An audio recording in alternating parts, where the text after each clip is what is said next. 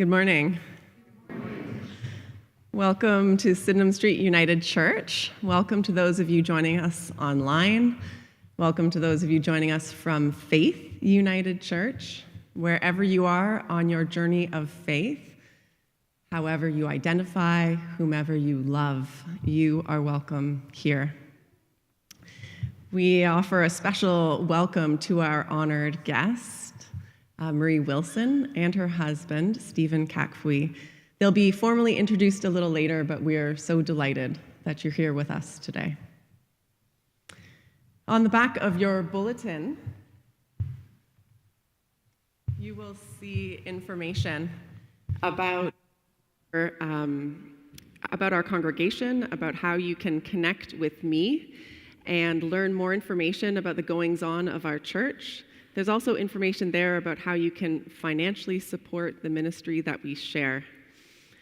I just wanted to highlight that this Wednesday, I'm joining with colleagues from the Lutheran and Anglican tradition to offer a Lenten series on spiritual practices. It will be weekly Wednesdays at 4:30 at St. Mark's Lutheran Church. So you can find out more about that and many other activities by subscribing to our newsletter or checking in at the welcome table after the service. We have three core values here at Sydenham Street: faith, justice, inclusive community. And they're summarized in our welcome statement. I hope you'll join me. It is responsive. As an affirming ministry, Sydenham Street United Church is committed to following the way of Jesus, seeking justice, and nurturing inclusive community. I understand the land upon which we meet today is included in the Dish with One Spoon Wampum Belt Covenant, an agreement between the Iroquois Confederacy and the Confederacy of the Ojibwe and allied nations to peaceably share and care for the resources around the Great Lakes. When we gather, we acknowledge the land. It's just one small gesture, but it's part of a much broader and deeper commitment that we share to reconciliation and peace. And so I invite you to join with me in the words in the box at the bottom of your bulletin. Our congregation meets on traditional Anishinaabe and Haudenosaunee territory. We are grateful to live, worship, and gather on this land as we join together to share in the care of God's creation.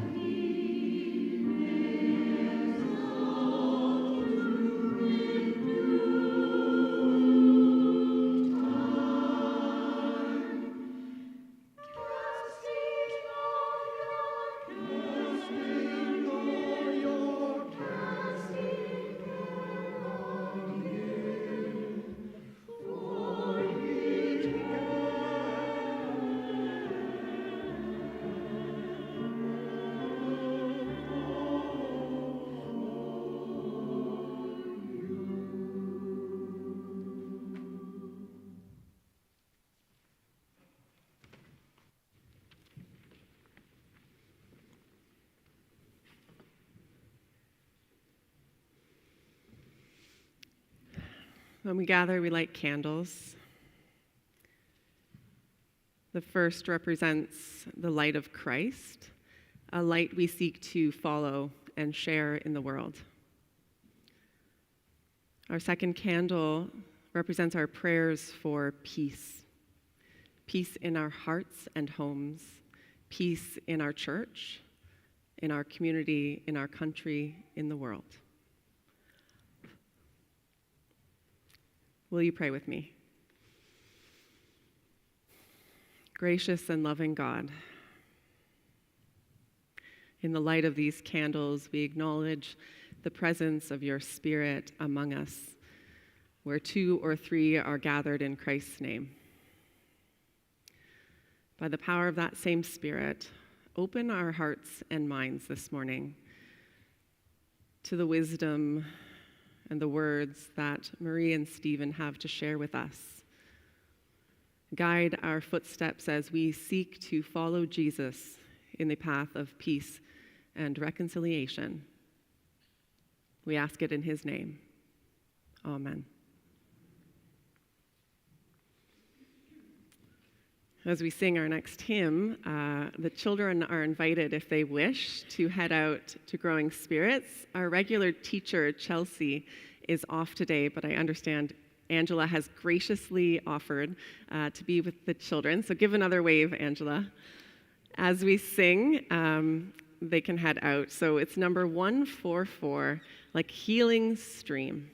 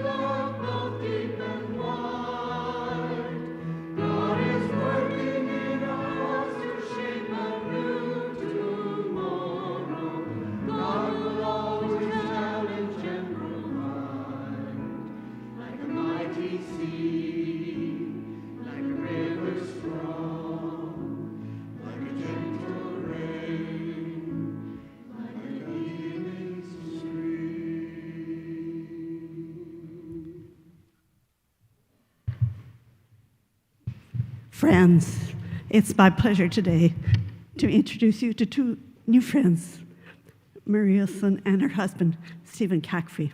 Somebody asked me if we're related because our last names are both Wilson.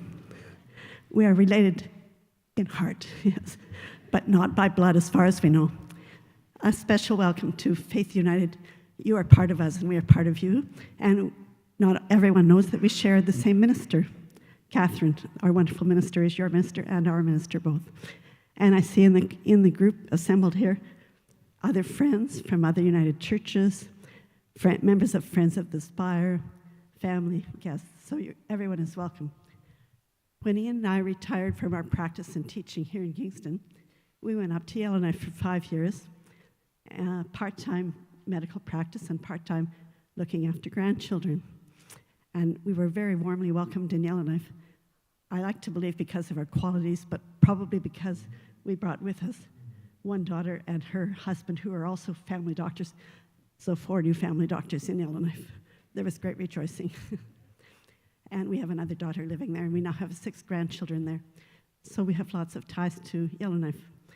When we went to Yellowknife, we went to the church there, Yellowknife United Church, and almost immediately Marie Wilson befriended us, and we were welcomed and felt part of that wonderful community up there. And through that connection and a later connection that Lynn Freeman made, we have the honor of meeting these 2 people today. Marie Wilson, there's many things I could say about her, and I can't tell you all of the things. I will tell you, she's a member of the Order of Canada. She is a renowned CBC journalist who spent many years in the North.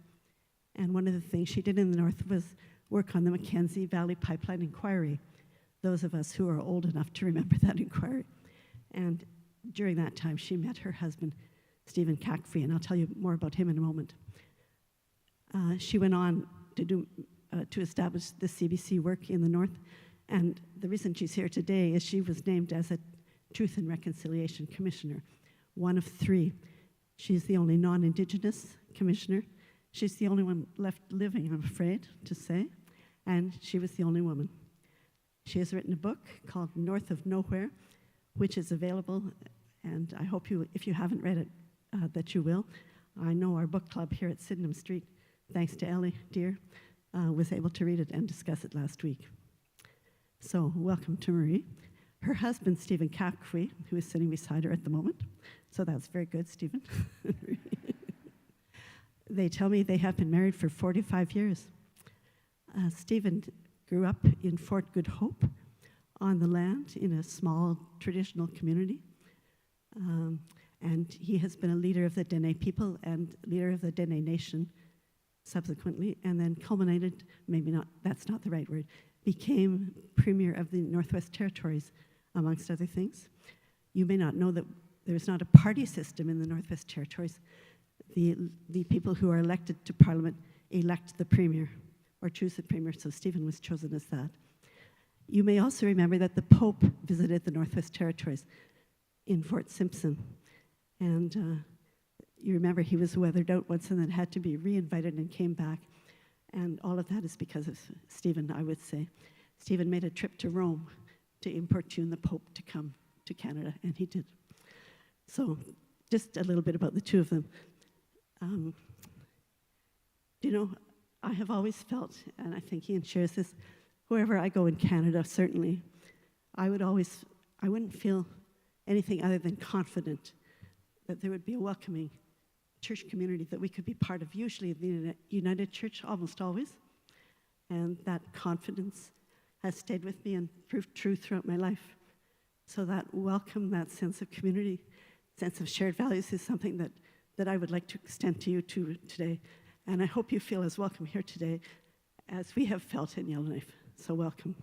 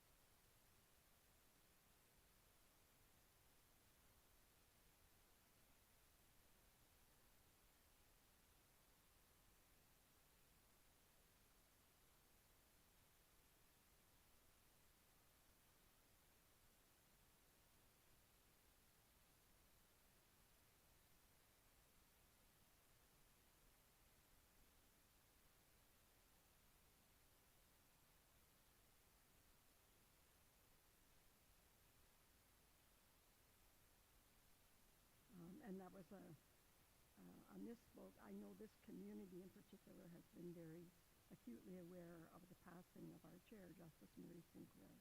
But as Ruth correctly said, there were 3 of us, and Willie's still alive. He actually was the elder of the group and is still very active at the United Nations and elsewhere.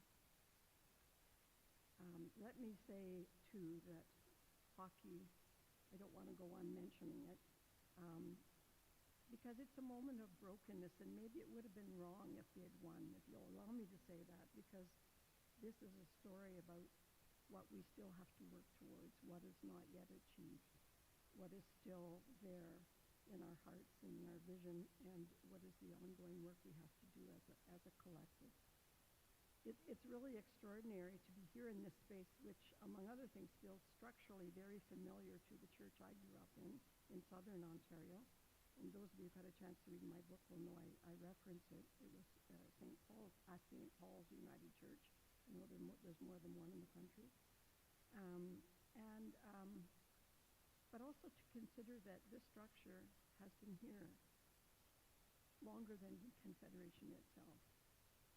That's an extraordinary thing to think about, and that your ancestors and predecessors were worshiping here for 15 years before Confederation that declared Canada a nation state. So it is so great to be here among you, and Ruth has already explained well how we met through a sister community in Yellowknife. I want to say a few words about my journey as a Truth and Reconciliation Commissioner. And I think you all know that our work was kind of threefold. It was to gather and document and preserve for posterity the history and legacy of more than a century of imposed residential schooling for Indigenous children. It was also to educate the people of Canada, which we are continuing to do, which for some of you will be part of what today offers. And it was also to inspire ongoing reconciliation between Indigenous peoples and all Canadians. And yesterday we had an opportunity to witness and be in community with some people here locally who are working in that very spirit.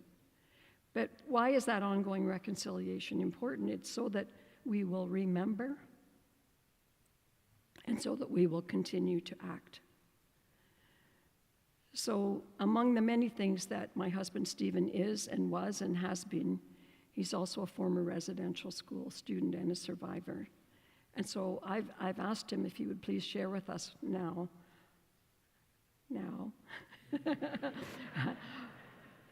a very beautiful song that Stephen wrote, and he's not going to give you a long introduction because we're trying to contain time. Those of you who are able to join us this afternoon, there'll be time to hear a bit more about the genesis of his various pieces of music. But this one really does, if you just listen to the lyrics, kind of encapsulate the entire story of what it was to be a residential school child.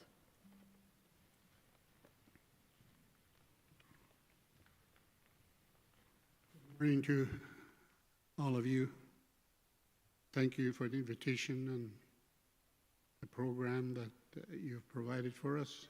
Special thanks to you, Ruth. I am on the journey with you to reconciliation. And it is, for myself, after 8 years in residential school, something I fight every day. As they said about the elder who said everybody has a wolf inside fighting with another wolf, the good wolf and the bad wolf. And the one who gets to win is the one you feed. So yesterday I couldn't take it anymore. I am a control freak. It comes from 8 years in residential school, and I had told Marie I'm just going to let things fall into place. Whatever she plans, you plan, I'll just go along obediently. And yesterday, I didn't quite make it through the afternoon. So anyway, I apologize for any offense I made there. But it is a daily battle to try to be good, to try to not give in to all the rage and anger that was bottled inside me for so many years. Talking about what happened to me is also the same. It was really, really difficult to tell even my friends, Marie, what happened to me in residential school. And it was a lot of work. You know, you just don't start to talk about it. And it takes years to heal. And some friends had asked me during the years I was a minister of justice if I could share with them the pain and suffering I went through, and I always said nothing happened to me. But one day I got on a plane and I wrote the song. It was easier than talking about it. So this is what I'm going to share with you. It's called In the Walls and Halls of My Mind, where the memories are.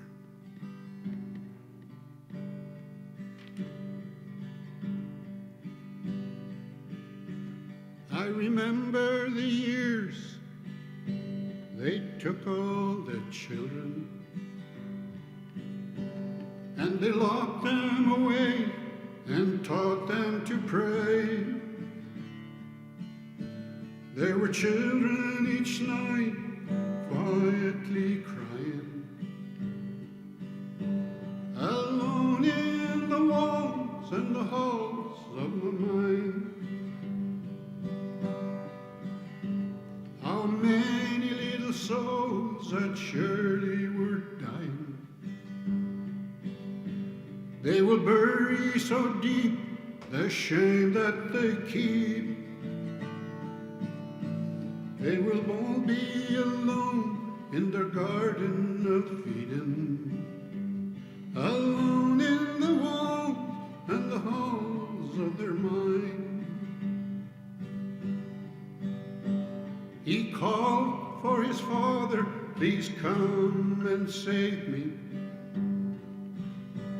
Now he longs to be free of the wounds you can't see. And he tires of the demons who keep him from sleeping, alone in the walls and the halls of his mind. He tries to be a father for his wife and his children, and he hides the pain that drives him insane. And he turns to the demons who keep him from sleeping, all alone in the walls and the halls of his mind.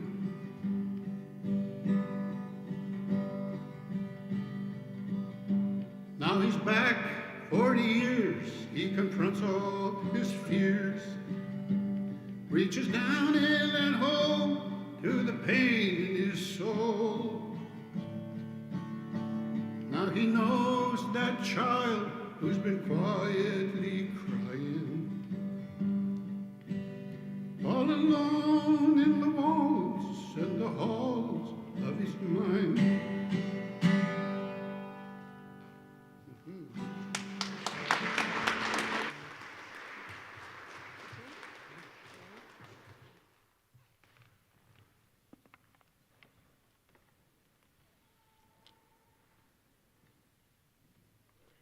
You see how well he listens? I said, don't do a big, long introduction. Thank you, Stephen. I love the song because it was a breaking open point for Stephen and therefore for our family when he was finally able to choke out those words and put them into a song, and then eventually the rest of his story unfolded. It tells in just a few verses what happened for 130 years in this country when little Indigenous children were removed from their families and communities and forcibly indoctrinated into European ways of thinking, speaking, and praying. What the song doesn't specifically say is that the United Church of Canada ran about 10% of those schools. I grew up in the United Church, as I've already told you, and I can tell you that the soul searching that the church has been doing to reconsider its role in the residential school story has also been my own soul searching. I can't tell you how many times I listened to heart-wrenching childhood stories from survivors and asked myself this: what would Jesus have to say about that? And another question: why were we all raised in such ignorance of our own history? Because I know you were, just as I was, and I know that there's great hope that the little ones who were here earlier will be learning a more fulsome and more honest history. Not that the things we learned were not true, but they were half-truths. They were not complete truths. Well, ever since residential school, survivors found the courage to take the government and the churches, the two biggest institutions in our country, to court over what had happened to them as children.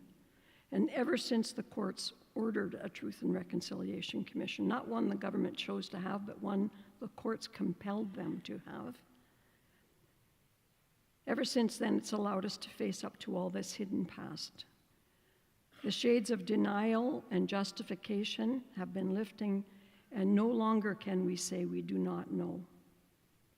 No longer can we hide behind comfortable notions of good Christian intentions gone wrong. The clearly stated intention, was to tear families apart and to turn Indigenous children into white people. The very first Prime Minister of Canada said so himself, the John A. Macdonald that you know very well in this community. He said, when the school is on the reserve, the child lives with its parents, who are savages. He's surrounded by savages. And though he may learn to read and write, his habits and training and modes of thought are Indian. He's simply a savage who can read and write. Indian children should be withdrawn as much as possible from the parental influence. And the only way to do that would be to put them in central training industrial schools where they will acquire the habits and modes of thought of white men. I wonder what Jesus would have said about that. MacDonald spoke these words back in the 1870s, and the last residential schools in Canada did not close until the late 1990s, leaving lasting multi-generational impacts still present today. Throughout the TRC, I felt internal turmoil at the contradictions between what I was hearing about how children had been treated and the teachings of my own Christian upbringing. The Sermon on the Mount, for example, one of my favorites. It's a kind of tribute to the little guy, isn't it? Those who live in the quiet, unheard corners of our world and of our country. But consider these contradictions between what Jesus said and what residential school survivors said. Blessed are the poor in spirit, for theirs is the kingdom of heaven. How could I learn when I was afraid and humiliated all the time? I was punished for who I was, not what I did. What did I do so wrong? I was just a little kid. That voice from Saskatchewan. Blessed are they that mourn, for they shall be comforted. My mom and dad had 13 kids, and every single one of us went to residential school. And my younger brother, his name was Michael, he was black and blue in the hospital, and he passed. It's about him and all the children who never came home. That was from Alberta and the Northwest Territories. Blessed are the meek, for they shall inherit the earth. This from Nunavik, I want my identity back. Is that too much to ask? And from Manitoba, in response to this, or in contradiction to this, blessed are they which do hunger and thirst after righteousness, for they shall be filled. I learned to steal in residential school. We were hungry all the time. I used to like to work in the kitchen because of the leftovers from the priest's plates, and I stole bread to feed the little ones who were so hungry. Blessed are the merciful, for they shall obtain mercy. We were so cold. We didn't have good clothing for being outside in the winter. There was a corner of the building that blocked the wind. We used to round up the little ones into that corner, and we would huddle around them to try to shelter them from the cold. That from Nova Scotia. Blessed are the pure in heart, for they shall see God. That little girl was so sick, and we sent for the nurse, and she took so long to come. She was having her shower and putting on her makeup. So I just held that little girl in my arms and talked to her. She was so sweet and so small. We called her our little Dolly, and the nurse never did come, and that little girl died in my arms. That from Quebec. Blessed are the peacemakers, for they shall be called the children of God. It was as if I held skeleton keys to all the doors inside me that were locked. And one was anger, and one was hurt, and one was fear. And I'm happy to say that I opened all of those doors, and I forgave. From Alberta. Blessed are they which are persecuted for righteousness' sake, for theirs is the kingdom of heaven.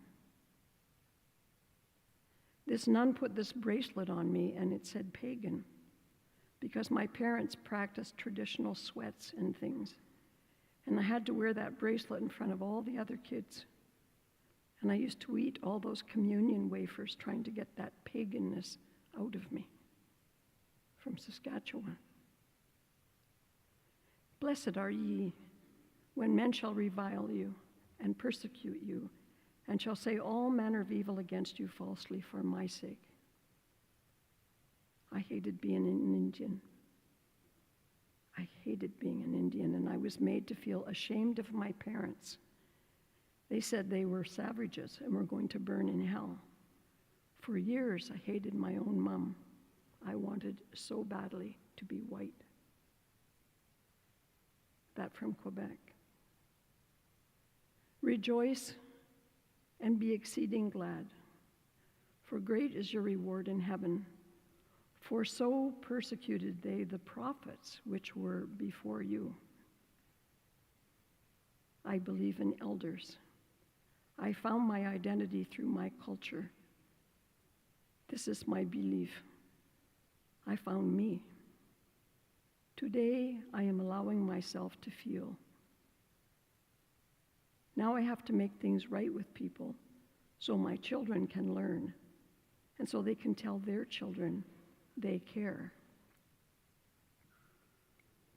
We still have such a long way to travel as a church, a society, and a country. And I had said to Catherine that I was going to read you a final excerpt, but I think perhaps I'll just read it now if you would, because what I've shared with you must not leave you discouraged or downhearted, but rather for us to contemplate in an ongoing way the gaps that may exist between what we say and what we do as individuals, as families, as faith communities, as wider communities, and as a country, that we stay vigilant to that and that we try to bring our best selves forward. It's what many survivors refer to broadly as spiritual healing. We heard a lot about physical abuse, sexual abuse, emotional abuse, but so much was said about spiritual abuse, but for everything we heard by way of abuse, we heard about healing. And the journey in that way was also so full of contradictions between all that had happened and all that was becoming and all that was still unfolding. So let me leave you with this compilation of incredibly uplifting statements, all from former residential school students. There's only one great spirit, God. He created a beautiful child, me. And he didn't create me like I was told, a savage, a dirty Indian. Man has tried to change and destroy us. Man has tried to play God. I went to residential school, and I still say prayers. There is a religion there. The people were dysfunctional, not our Creator. I pray every day for everything and everyone. There's nothing wrong with the Catholic or any other faith. We know there were some people hiding behind that faith. Just stick to the teachings and learn how to forgive. I thank my grandfather for teaching me about our language and culture and about being kind. I know from his teachings to forgive people for what they have done to hurt us. I had to forgive myself to Creator, to say sorry to my children for my cruelty towards them. It's all I had ever known. My prayer is for healing for the next 7 generations. Today I can do all things through Creator who strengthens me. I honor my dad and my mom. He was the one that taught me to honor the little flower in the ditch. He taught me to read the wind and the waters. My mom taught me songs and ceremonies. Grandpa used to say, respect other people's way of praying, and they in turn will respect yours. If you do not, it will lead to wars. And we might consider military wars or social wars. We're not dealing with individuals. We're dealing with the spirits of people. That spirit is holy. Each one of us has that. I look around and I see God's creation. Beautiful people, love, respect. I look around and I see the wisdom of the one, Creator. Let our drums ring out. Let our songs of hope be heard. Let our children know there is a language within them. We are not alone. This TRC event has opened my eyes and ears. There is hope. There is beauty. As long as we keep loving one another, we're going to make it. Lucky for us, God speaks many languages. Lucky for us, there is no wrong way to pray. May great Creator, kind, compassionate, full of love, walk with you. We are all related.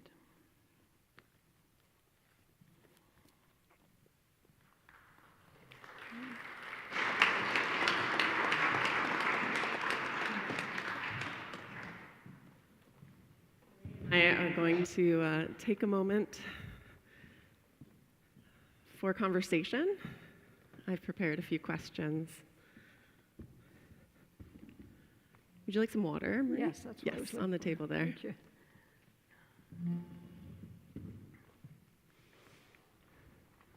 Come have a seat. As many of you know, she spent decades in journalism, and I asked her when we met on Friday, do you really want me interviewing you? Marie, thank you for those words. In your book, you talk about new-eyed seeing. And I wondered how your work with the TRC has changed you and changed your perspectives, changed maybe what you believe. Well, the title, let me just say about that, New-Eyed Seeing, it's kind of a play on words, because there is an expression that some of you may know called two-eyed seeing, and it's a teaching that basically is a teaching in humility, because it makes plain that there isn't just one right answer to any situation. There's more than one way to see things. And two-eyed seeing is really, and has actually been formalized as an academic concept, to say that there may be Western academic knowledge and expertise, but there is also traditional knowledge and expertise that's garnered and held from millennia of lived experience, and especially engagement with the land and with all of the natural world. So that's called two-eyed seeing, and I played on that to say new-eyed seeing, because it really was me trying to capture that the work of reconciliation, truth-telling and reconciliation, is transformational in a good way, and that it allows you to experience things differently and to see things differently than you did before, through new eyes of deeper understanding. And that's what I meant by that, and that's why I talked about it. It's also an invitation for others to know that it's not, yes, reconciliation's hard work, but it is highly rewarding and enriching work as well. And it's spiritual work. Profoundly. In your book, you talk about the journey of truth and reconciliation being a journey of spiritual awakening. Your remarks just now highlighted that as well. I wondered about the spiritual tools that you needed to do this important work, the people or the practices you leaned on. Well, I mean, I think I was very fortunate that I wasn't starting from a blank page. But what was new, and this I give full credit to our chair, Murray Sinclair, and I say so in the book actually, at our very first meeting, he specifically said we're all going to need a spiritual advisor, like a designated real person that we could call on and expect to be available for us, not all the time, every day, but particularly at key moments. So that was a new dimension, but what was not new to me is having, as I've said, raised in a faith tradition, so I knew Christian teachings. I certainly knew the context for the sorts of things that we are all called to do, to practice, not just to pray occasionally or show up once a week, but to practice these things. I had long before begun a practice of daily meditation, so that was helpful to me. And I called on the health supports that were available to us throughout the commission, and they didn't define themselves as medical health. They defined themselves as health supports, wellness supports, on all manner of levels. And I called on them. I didn't have to, but I did. And I made in my mind as I went along, as kind of emerging self-care plan, knowing that I would need to have something in place for after the commission. And it became kind of, just as your spire is here, a kind of beacon for me to say I'll be able to find my way to that point.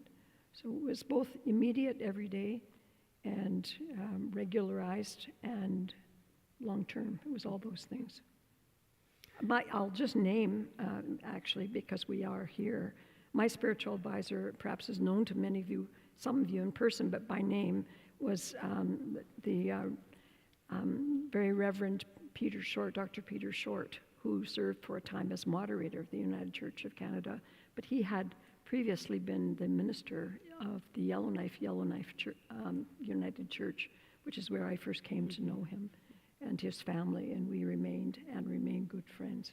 Yeah. It's been 10 years now since the Truth and Reconciliation released its calls to action. I wondered what's inspired you in the time since then. Where are you impatient to see more change?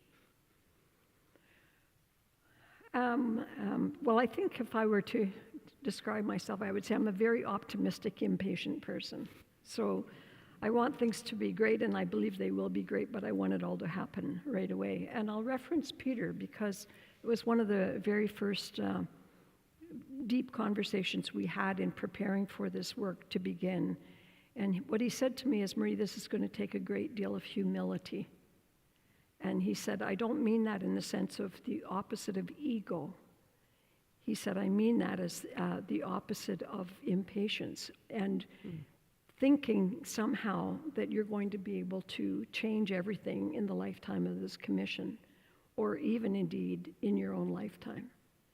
That the humility is in believing that there always have been and always will be good people in our midst, and that things can be handed off and are being handed off, and good people will continue efforts to be our best selves.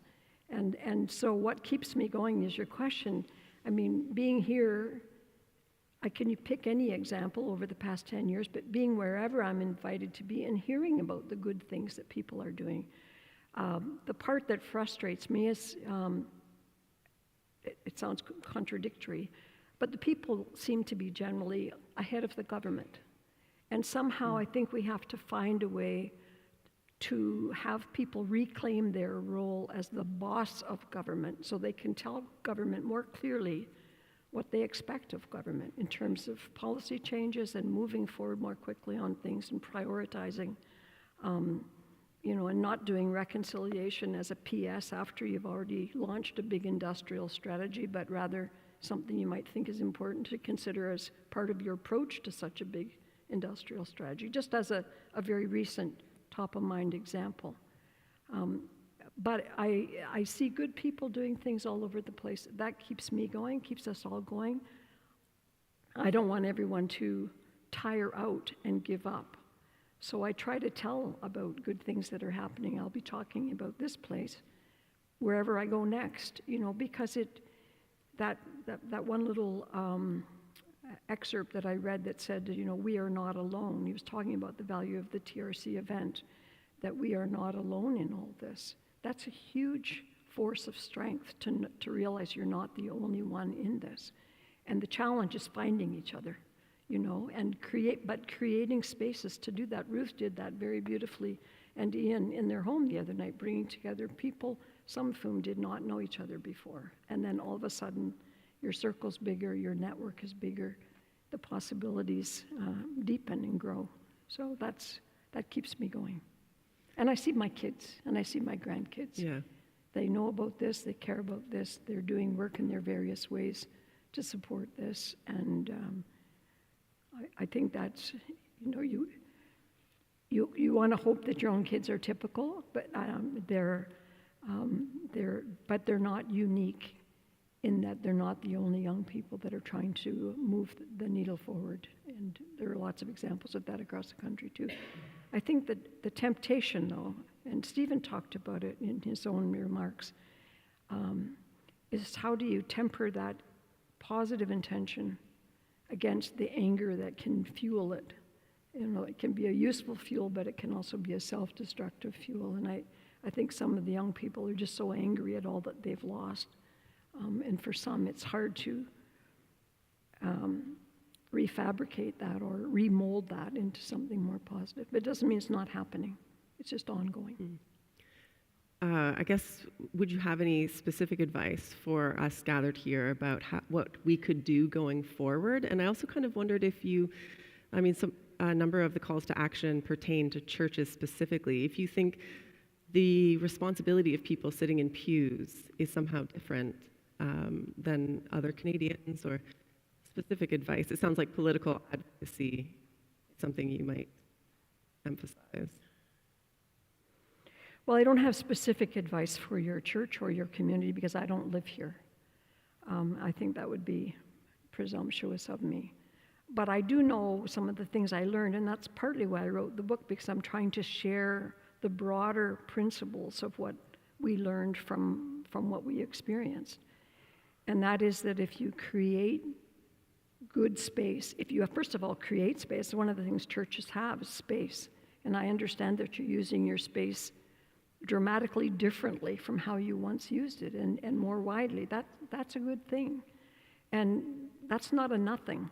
Lots of people have no space whatsoever, including a home. And so having space and seeing space as sacred and not as materialistic And how do you use that for spiritual, I'm not talking missionizing or missionary work. I'm talking about welcoming and inclusion and generosity of what space can be used for, and respectful listening.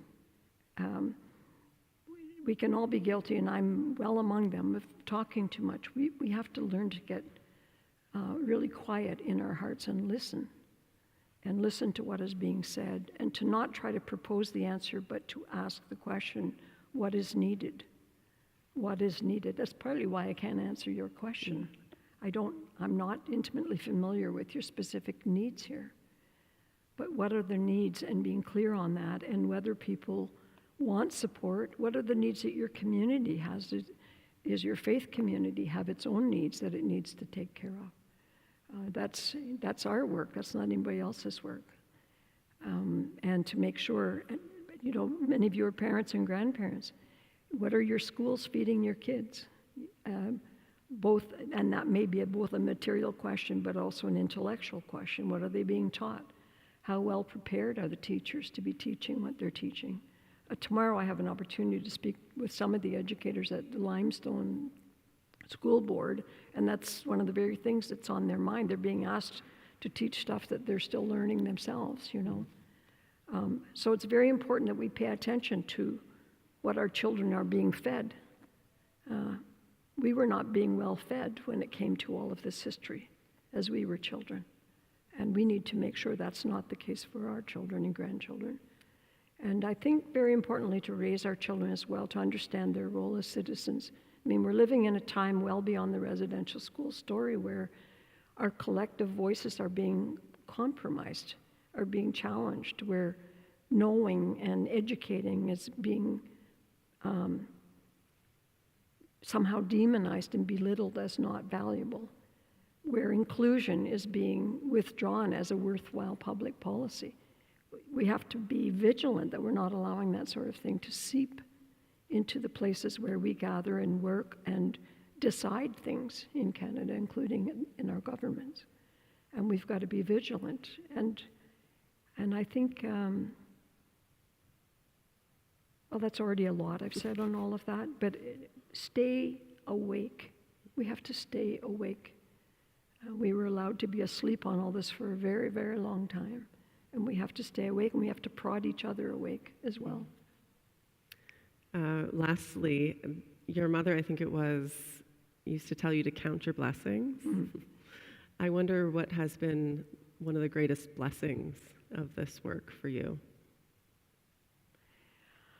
Well, maybe because he's right there in my eye line, but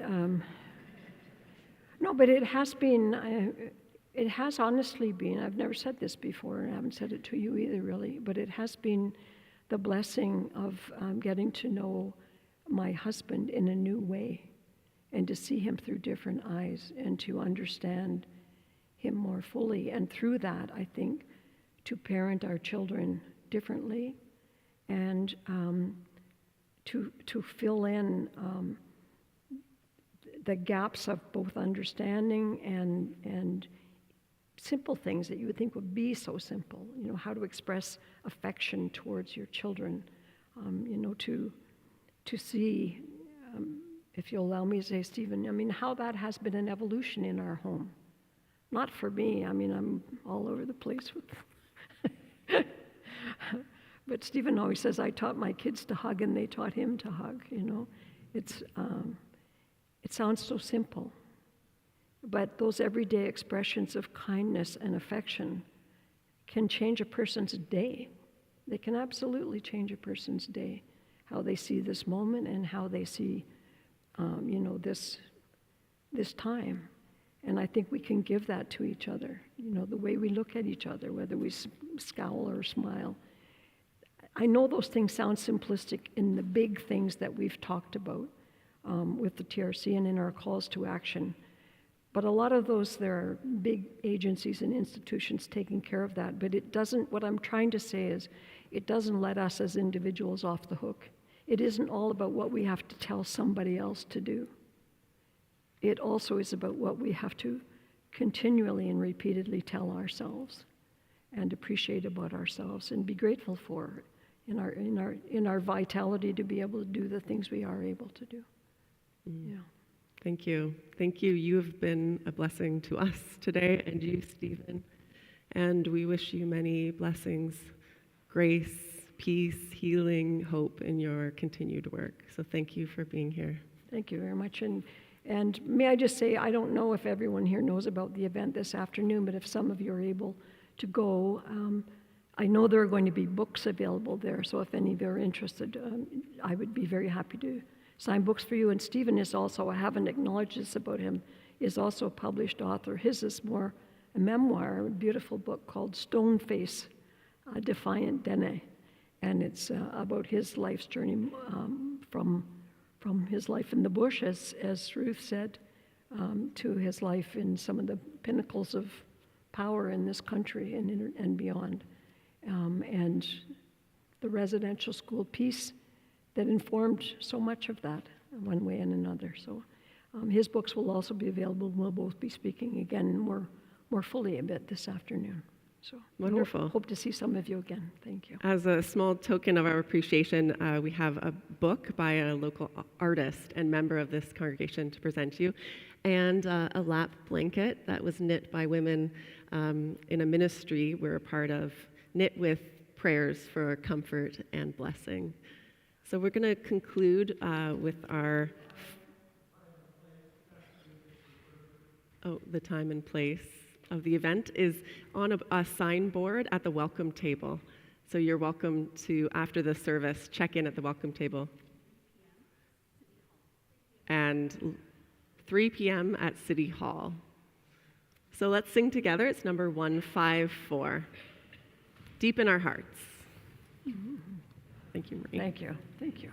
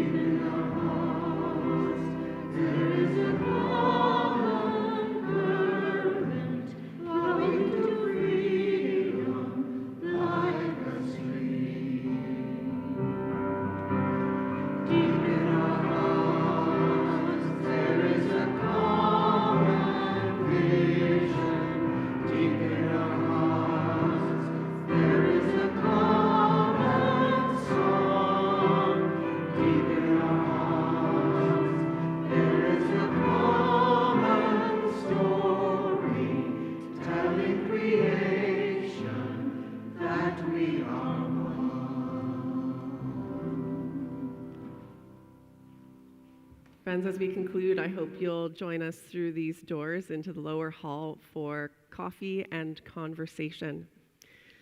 We remember that Jesus said to his disciples, "Peace I leave with you. My peace I give to you."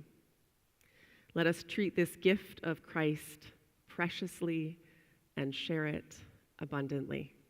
I invite you to turn to your neighbor and share words of peace.